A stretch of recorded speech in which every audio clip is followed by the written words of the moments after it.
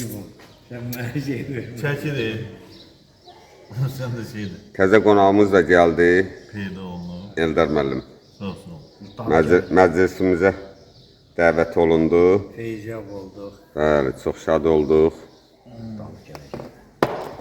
Sizə. Siz görətəcəksiniz müəllim. Yox, Zumkanı. Bəsdir, çox doldurma.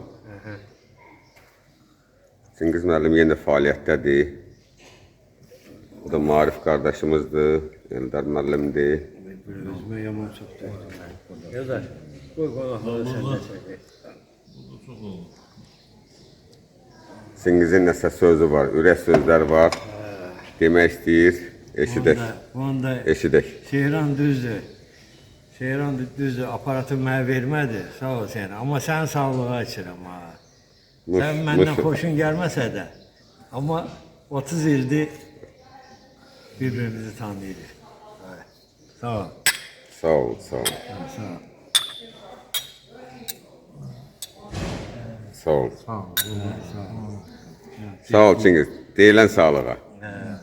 Özü burada yoxdur, ürəyi buradadır. Ürəyi buradadır Seyran. Sağ ol. Gözəl nemətlərdən yeyək.